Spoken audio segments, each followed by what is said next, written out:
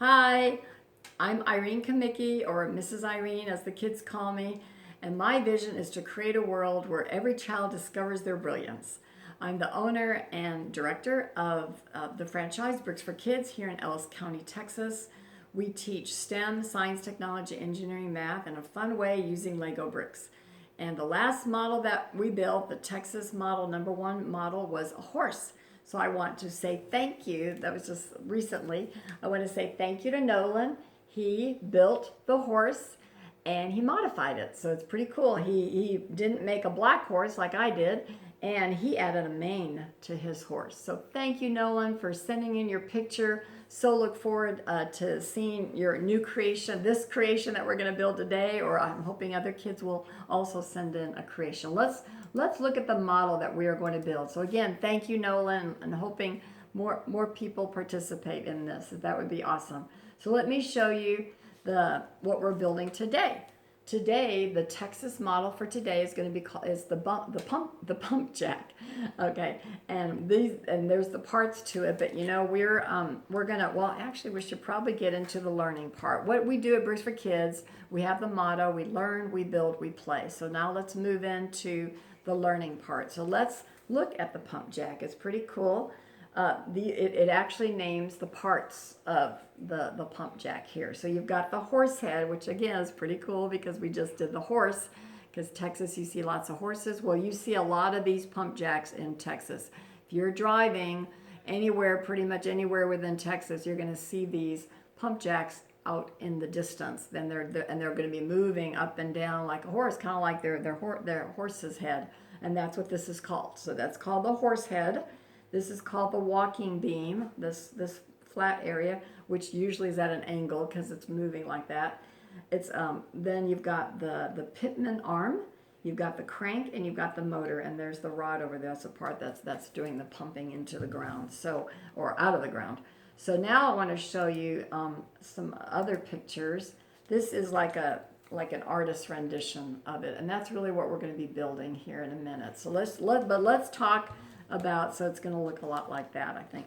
So let's do the questions. I did way too many questions for the horse, I feel. So I'm only going to do 5 questions today for the pump jack. So here's my first question, and here's how it works, kids. If you want to, you can stop the video and go find the answer to my questions on your own, Googling it, talking to people, or you can just keep listening to the video. So however you want to do it. So here's the first question. What does the pump jack pump? What does it pump? Here in Texas, what does it pump? The answer is oil, crude oil, crude oil. Why do we need oil? There's the next number 2 question. Why do we need oil? Well, it's very valuable, okay? It's used as a fuel for many types of transportation around the world, especially cars, which is what we're most familiar with. Pesticides and fertilizers use it for farming. Manufacturing, they use it, and that would be the rubber that's on the bottom of our shoes. That is made from oil. Medicines can be made from oil. Garbage bags, milk crates, plastics, ink, cosmetics, and fabrics. Oil can also be burned as a source of energy. So that leads us into the number 3 question, which is it a renewable or a non-renewable source of energy?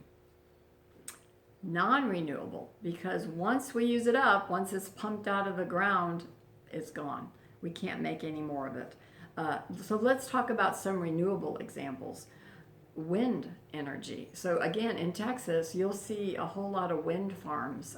Huge wind turbines are constantly turning and they're producing energy.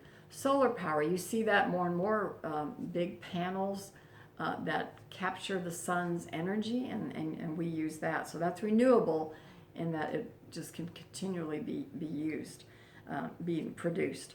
So how about number 4 question?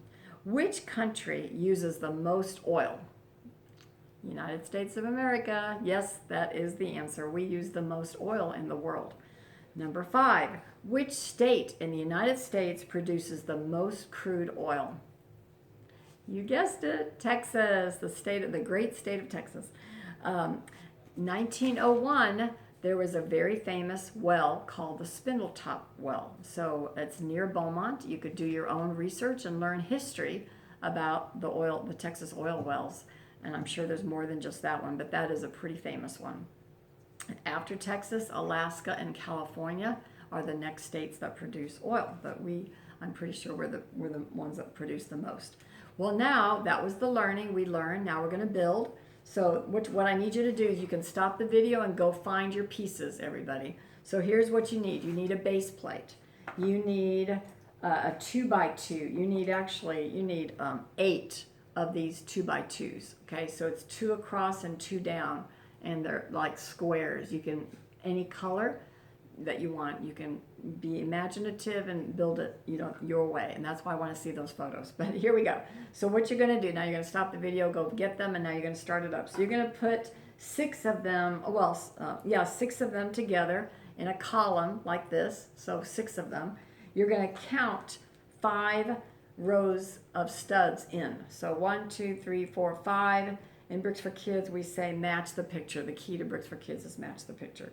So then, with the last 2, you're going to skip another 3 rows of studs, and you're going to put down the other column of 2. So here's what you have. You have 1 column of 6, 1 column of 2. Second step, you need to go find 4 2x4s.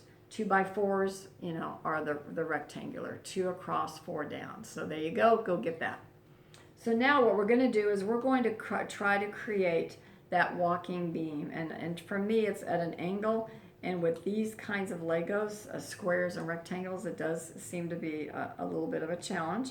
But so I started building and I didn't show you what I did. So first you put the 2x4 on that column. So have the 2x4 facing the column of 2. Then with your next 2x4, you're going to put it under it.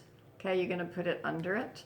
And then with another, because you have 4 of these, so another one, you're going to put this on the top. I need to put it down, and so it's going to look like this. So see, it's starting to look like an angle. And then the next one, it's going to be on top of that one. And it's going to look like that. So it's getting closer to look like our pump jack. So now the next step number 3, there's only 5 steps. So actually 4 steps, sorry, 4 steps. So now you need to go find 4 2x2s. We're going to make the horse head next. 4 2x2s. Here we go. Then you take the 4 and you stack in two columns, and 2 and 2, and you're going to put that on either side of this last 2x4. You're going to put it on either side of it. So I'm going to do it. It might fall off, so you have to support it from below. And if it does fall off, we at Bricks for Kids say, rebuild, rebuild. So we just rebuild it. So here we go. I'm going to try to do it. Here we go. There you go. So it's starting to look more and more. Now this last step, the step number 4, I don't know if you're going to have this at home. Hopefully you do. It looks like a plunger. Mine is a black plunger. So hopefully you have that. And so go ahead and go find it. Now what you're going to do is you're going to position the plunger part in the middle of the 4 studs on this column of 2. You're going to put it right in the middle. You might have to tip this a little bit to get it to fit into the hole of the 2x4 brick above it. So that's what I'm going to do. So I do have to, oops, and mine just fell off. It just fell apart. That's fine. Just go ahead and go with it. And I'm going to put it like this. Go ahead and rebuild, I should say. Just rebuild it, rebuild it. And here we go. And there is the model. There's my model. And you can modify it and add a lot more to it. So I don't have some of those other parts that we looked at, like what was it, the crank and the motor. I did not build those. But if you wanted to, I'd love to see your creation. So here again, this is what I'm asking you to do. The call to action would be to subscribe to the YouTube channel, share the Facebook post, and then comment on the Facebook post with your photos and your ideas for other Texas models. Give those to me. Now before I close though, and I'm hoping, oh goodness, I got to do it before 10 minutes, I'm trying to. So what I want to do is show you Mr. Joe's cool model here. So here it is. Isn't that cool? This is a Bricks for Kids model, but my husband modified it a tiny bit to where it can actually move. I think the model in our curriculum doesn't move, so it's pretty cool. Have to use the remote, and so there you go. So I can stop it with the remote. We have these in our classes in our camp. So look forward to seeing your creations and your photographs and your comments. Thank you so much for spending this time with me, Mrs. Irene. Love you guys, miss you guys. Hang in there at home. Do these fun activities that will help the days be happier. Okay. Thank you. Bye-bye.